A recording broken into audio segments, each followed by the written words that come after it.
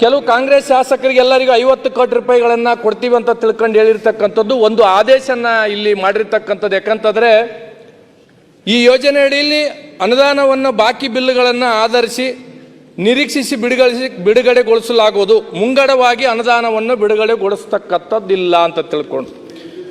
ಯಾಕಂತಂದ್ರೆ ಇವತ್ತು 50 ಕೋಟಿ ರೂಪಾಯಿಯನ್ನ ಬೇರೆ ಬೇರೆ ಶಾಸಕರಿಗೆ ಕೊಡ್ತಾ ಇದ್ದಾರೆ, ನಮಗೆ ಕೊಡ್ತಾ ಇಲ್ಲ ಅಂದಾಗ ಮಾನ್ಯ ಕೈಗಾರಿಕಾ ಸಚಿವರು ಸುರೇಶ್ ಕುಮಾರ್ ಅವರು ಮಾತಾಡುವಾಗ ಹೇಳಿದ್ರಿಲ್ಲ ನೀವು ಹಂಗೆ ಮಾಡಿದ್ರಿ ಅಂತ ತಿಳ್ಕೊಂಡು. ಸರ್, ನಾವು ಹಿಂಗೆ ಮಾಡಿವ ಅಂತ ತಿಳ್ಕೊಂಡೆ ಜನ ನಮ್ಮನ್ನ 66ಕ್ಕೆ 19ಕ್ಕೆ ಕಳಿಸ್ಯಾರ, ನಿಮ್ಗೆ 136ಕ್ಕೆ ಕಳಿಸ್ಯಾರ.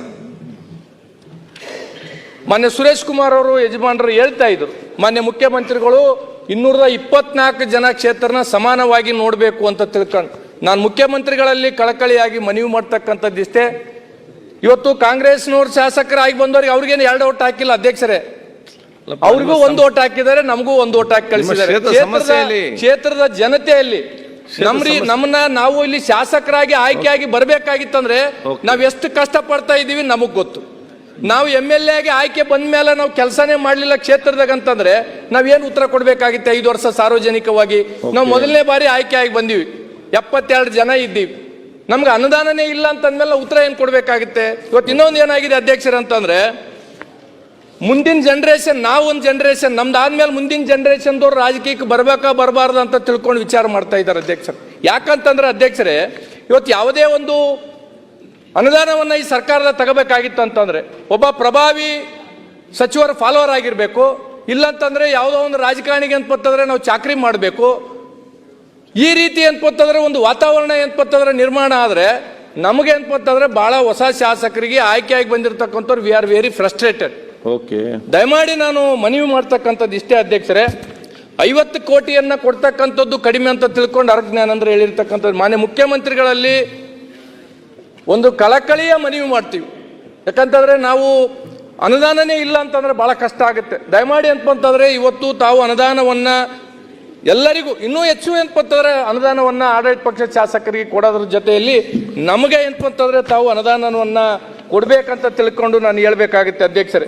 ಏನಾಗಿದೆ ಅಧ್ಯಕ್ಷರೇ, ನಮ್ಮಲ್ಲಿ ಒಂದು ರಸ್ತೆ ಅಧ್ಯಕ್ಷರೇ, ಒಂದು ರಸ್ತೆ ನಮ್ಮ ತಂದೆಯವರು ಅಂತಂದ್ರೆ ಶಾಸಕರಾಗಿರುವಾಗ ಟೆಂಡರ್ ಕರೆದಿರ್ತಕ್ಕಂಥದ್ದು. ನಮ್ಮ ತಂದೆಯವರು ಶಾಸಕರಾಗಿರ್ತಕ್ಕಂಥ ಮುಂಚಿತವಾಗಿ ಗಾಜರ್ಕೋಟ್, ಚಪ್ಪೆಟ್ಲ ಮತ್ತು ತೆಲಂಗಾಣ ಬಾರ್ಡರ್ಗೆ ಅಂತಂದ್ರೆ ನ್ಯಾಷನಲ್ ಹೈವೇಲಿಂದ ರೋಡ್ ಆಗಿರ್ತಕ್ಕಂಥದ್ದಿದೆ. ಮೊನ್ನೆ PWD ಸಚಿವರು ಅಂತಂದ್ರೆ ನಮ್ಮ ಜಿಲ್ಲೆಗೆ ಬಂದಾಗ ಹೇಳಿದೆ, ನೋಡಿ ಸರ್ 7 ವರ್ಷ ಆಯ್ತು ಈ ರೋಡ್ ಅಂತಂದ್ರೆ ಕ್ಲೋಸ್ ಆಗಿದೆ. ಆ ರೋಡ್ ಮೇಲೆ ತಿರುಗಾಡೋದು ಯಾವ್ದು ರೀತಿ ಆಗಿದೆ ಅಧ್ಯಕ್ಷರ ಅಂದ್ರೆ, ಆ ಗುಂಡಿ ಬಿದ್ದಿರ್ತಕ್ಕಂಥ ಫೋಟೋ ಹಾಕ್ತಾರ, ಅದ್ರ ಪಕ್ಕದಾಗ ಶಾಸಕರ ಫೋಟೋ ಹಾಕ್ತಾರ. ನಾವೇನು ಉತ್ತರ ಕೊಡ್ಬೇಕು ಅಧ್ಯಕ್ಷರೇ? ನಾವು ಸಂತೋಷ ಜನಕ್ಕೆ ಅಂತಂದ್ರೆ ನಾವು ಹೋಗಿ ಅಂತಂದ್ರೆ ದೊಡ್ಡ ದೊಡ್ಡ ಭಾಷಣಗಳನ್ನ ನಾವು ಮಾಡಿ ಬಂದಿರ್ತೀವಿ. ಅಟ್ಲೀಸ್ಟ್ ಅಂತಂದ್ರೆ ಅದು ಏನಾಗಿದೆ ಅಧ್ಯಕ್ಷರ ಅಂದ್ರೆ 26 ನೋಟಿಸ್ ಕೊಟ್ಟಿದ್ದಾರೆ ಅಧ್ಯಕ್ಷರ ನ್ಯಾಷನಲ್ ಹೈವೇದವ್ರು ಏಜೆನ್ಸಿದವನು ಏನಾಗಿದೆ ಅವ್ನು ಲೆಟರ್ ಕೊಟ್ಬಿಟ್ಟಿದ್ದಾರೆ, ನನ್ನ ಕೈಲಿ ಮಾಡೋದು ಆಗಂಗಿಲ್ಲ ಅಂತ ತಿಳ್ಕೊಂಡು. ಏಜೆನ್ಸಿದವ್ರು ಹಿಂಗೆ ಹೇಳ್ತಾರೆ, PWDದವ್ರಿಗೆ ಕೇಳಿದ್ರೆ ಇಲ್ಲ ನಾವು ಮಾಡ್ತೀವಿ ಅಂತ ತಿಳ್ಕೊಂಡು ಹೇಳ್ತಾರೆ. ಜನಕ್ಕೆ ನಾನು ಉತ್ತರ ಕೊಡ್ಲಾರ್ದ ಪರಿಸ್ಥಿತಿ ಆಗ್ಬಿಟ್ಟಿದೆ. ಓಕೆ, ಇನ್ನೂ ಒಂದು ಏನಾಗಿದೆ ಅಧ್ಯಕ್ಷರ ಅಂತಂದ್ರೆ, ನಮ್ಮಲ್ಲಿ ಬ್ರಿಟಿಷರ್ ಕಾಲದಾಗ ಅತ್ತಿಕುಣಿ ಡ್ಯಾಮ್ ಅಂತ ತಿಳ್ಕೊಂಡು ನಿರ್ಮಾಣ ಆಗಿರ್ತಕ್ಕಂಥದ್ದು, ಸೆಂಟ್ರಲ್ ಗೌರ್ಮೆಂಟ್ಲಿಂದ ಮಾಡಿರ್ತಕ್ಕಂಥದ್ದು ಅಧ್ಯಕ್ಷರ. ಸೌದಾಗರ ಡ್ಯಾಮು, ಅತ್ತಿಕುಣಿ ಡ್ಯಾಮ್ ಅಂತ ತಿಳ್ಕೊಂಡು ಆ ಭಾಗದಾಗ ಕಾಲುವೆಗೆ ಮೇಂಟೆನೆನ್ಸಿಗೆ ಅಧ್ಯಕ್ಷರ KNL ಇದೆ, ಮೇಂಟೆನೆನ್ಸಿಗೆ ಅಂತಂದ್ರೆ 6 ಲಕ್ಷ ಕೊಡ್ತಾರ. 6,000 ಎಕರೆ ಅಂತಂದ್ರೆ 6 ಲಕ್ಷ ಎಕರೆಗೆ ಅಂತಂದ್ರೆ ಜನಗಳಿಗೆ ನೀರು ತುಂಬಿಸ್ತಕ್ಕಂಥ ಪ್ರಾಜೆಕ್ಟ್ಗಳಿದೆ. ಮಾನ್ಯ ಮುಖ್ಯಮಂತ್ರಿಗಳು ಯಾವತ್ತೂ ನಮ್ಗೆ ಕರೆದು ಅಂತಂದ್ರೆ ಬಹಳ ಪಾಸಿಟಿವ್ ಆಗಿ ಗೌರವಾನ್ವಿತವಾಗಿ ಮಾತಾಡಿದ್ದಾರೆ, ಆದ್ರೆ ಅನುದಾನ ಕೊಟ್ಟಿಲ್ಲ ನಮಗೆ. ದಯಮಾಡಿ ನಾನು ಹೇಳ್ತಕ್ಕಂಥದ್ದು ಇಷ್ಟೇ, ಯಾವುದೇ ಸಚಿವರು ಇರಲಿ, ಇವತ್ತು ಏನಾಗಿದೆ ಅಧ್ಯಕ್ಷರ ನಾನು ಹೇಳ್ಬೇಕೋ ಹೇಳ್ಬಾರ್ದು, ಮನೆ ಮುಖ್ಯಮಂತ್ರಿಗಳು ಇಲ್ಲಿ ಕುಂತಾರಂತ ತಿಳ್ಕೊಂಡು ಮಾತ್ರ ಹೇಳ್ಬೇಕಾಗ್ತದೆ. ನಮ್ಮ ತಂದೆ ಸಮಕಾಲೀನ ಒಬ್ಬ ಮಂತ್ರಿಗಳ ಹತ್ರ ನಾನು ಹೋಗಿದ್ದೆ, ಅವ್ರು ನನಗೆ ಗೊತ್ತಿದ್ದು ಕೇಳಿದ್ರೆ ಗೊತ್ತಿಲ್ಲ, ಕೇಳಿದ್ರೆ ಗೊತ್ತಿಲ್ಲ, ನಾನು ಇದು ಟೀಕೆ ಮಾಡ್ತಾ ಇಲ್ಲ. ಈ ರೀತಿ ವ್ಯವಸ್ಥೆ ಆದರೆ ಬರ್ತಕ್ಕಂಥ ಪೀಳಿಗೆ ಯಾರೋ ರಾಜಕೀಯಕ್ಕೆ ಬರಂಗಿಲ್ಲ. ನೀನು ಯಾವ ಜಾತಿಯವ ಅಂತ ಕೇಳಿಬಿಟ್ಟ ಮಂತ್ರಿ, ಅಂದ್ರೆ ನಮ್ಮ ಜಾತಿ ನೋಡಿ ಅನುದಾನ ಕೊಡ್ತಾರೆ ಅಧ್ಯಕ್ಷರೇ? ಓಕೆ, ನನ್ನ ಮನಸ್ಸಿಗೆ ಯಾವ ರೀತಿ ಆಯ್ತು ಅಂತಂದ್ರೆ ನಮಗ್ ಜನ ಏನ್ಪತ್ತಂದ್ರೆ 73,000 ಓಟ್ ಹಾಕಿ ಕಳಿಸಿದಾರೆ ಅಧ್ಯಕ್ಷರೇ ಗುರುಮಿಟ್ಕಲ್ ಮತಕ್ಷೇತ್ರದಾಗ. ನನ್ನ ಜಾತಿ ನೋಡಿ ಓಟ್ ಹಾಕಿಲ್ಲ ಅಧ್ಯಕ್ಷರೇ. ಆಯ್ತು, ರಾಜ್ಯಕ್ಕೆ ದಯಮಾಡಿ ಹೇಳಿದ್ರಲ್ಲ, ಹೇಳ್ಬೇಕಿಲ್ಲ ಬೇಡ ಆಯ್ತು ಅದನ್ನ ಹೇಳಿದ್ದೀರಿ, ಅದಕ್ಕೆ ವಿಶ್ಲೇಷಣೆ ಬೇಡ, ಟೈಮ್ ಇಲ್ಲಲ್ಲ, ವಿಷಯ ಹೇಳಿದ್ದೀರಿ. ಹೌದಾ ಸರ್, ಏನಾಗಿತ್ತು ಅಧ್ಯಕ್ಷರೇ ಅಂದ್ರೆ ಮಾನ್ಯ ಮಂತ್ರಿಗಳು ನನಗೆ ಯಾವ ಜಾತಿ ಅಂತ ತಿಳ್ಕೊಂಡು ಕೇಳಿದ್ಮೇಲೆ ಇವ್ರು ಕೆಳಗಿರ್ತಕ್ಕಂಥ ಅಧಿಕಾರಿಗಳು ನನ್ನ ಯಾವ ಜಾತಿ ಅಂತ ತಿಳ್ಕೊಂಡು ನೋಡ್ತಾರ. ಈ ವ್ಯವಸ್ಥೆನ ಏನ್ಪಂತಂದ್ರೆ ಬಂದ್ಬಿಟ್ರೆ ನಾವ್ ಯಾರು ಏನ್ಪಂತಂದ್ರೆ ಕೆಲಸ ಮಾಡಕ್ಕಾಗಲ್ಲ. ನಾವ್ ಯಾರು ಏನ್ಪಂತಂದ್ರೆ ಈ ಚುನಾವಣೆ ವ್ಯವಸ್ಥೆಗೆ ಏನ್ಪಂದ್ರೆ ಬರಕ್ ಆಗಂಗಿಲ್ಲ. ನಾವ್ ಯಾರು ಏನ್ಪಂತಂದ್ರೆ ಸಂವಿಧಾನವನ್ನ ಉಳಿಸ್ಲಕ್ ಆಗಂಗಿಲ್ಲ.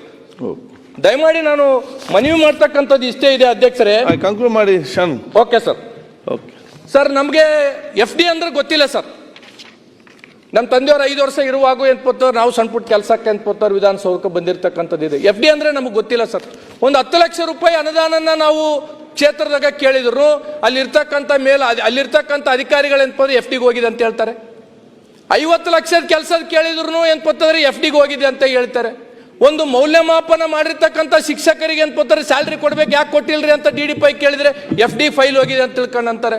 ಸರ್, FD ಫೈಲ್ನಾಗ ಎಷ್ಟು ಬಿದ್ದಾವ ಅಂತ ತಿಳ್ಕೊಂಡು ಯಾರೋ ಒಬ್ಬ ಆಫೀಸರ್ಗ ನಮ್ಮ ಕಮಿಟಿದಾಗ ಕೇಳಿದ್ರೆ ಈ ಸರ್ಕಾರ ಬಂದ ಮೇಲೆ ವಿಧಾನಸೌಧ ಎಷ್ಟಿದೆ ಅದಕ್ಕಿಂತ ಹೆಚ್ಚು ಏನ್ಪೋತಾರೆ FDದಾಗ ಫೈಲ್ಗಳು ಮಾತಾಡುವ. ಹಾಗಾಗಿ ದಯಮಾಡಿ ನಾನು ನಮ್ಗ ಶಾಸಕರಾಗಿ ಬಂದಿರತಕ್ಕಂಥವ್ರಿಗೆ ಅನುದಾನ ತಾರತಮ್ಯ ಮಾಡದೆ ಮಾನ್ಯ ಮುಖ್ಯಮಂತ್ರಿಗಳು ತಾವು ಬಹಳ ಎಲ್ಲರನ್ನ ಒಟ್ಟೆಗಿಟ್ಕೊಂಡು ಸರಿ ಸಮಾನವಾಗಿ ನೋಡ್ಬೇಕಂತ ತಿಳ್ಕೊಂಡು ತಮ್ಮಲ್ಲಿ ಮತ್ತೊಮ್ಮೆ ಮನವಿ ಮಾಡುತ್ತಾ ಅವಕಾಶಕ್ಕಾಗಿ ಧನ್ಯವಾದಗಳು ಅಧ್ಯಕ್ಷರೇ. ಕ್ಷಣ ಕ್ಷಣದ ಸುದ್ದಿಗಳಿಗಾಗಿ ಫ್ರೀಡಂ ಟಿವಿ ಸಬ್ಸ್ಕ್ರೈಬ್ ಮಾಡಿ, ಲೈಕ್ ಮಾಡಿ ಹಾಗೂ ಫಾಲೋ ಮಾಡಿ. ಹೊಸ ಸುದ್ದಿಗಳ ನೋಟಿಫಿಕೇಶನ್ಗಾಗಿ ಬೆಲ್ ಐಕಾನ್ ಮೇಲೆ ಕ್ಲಿಕ್ ಮಾಡಿ.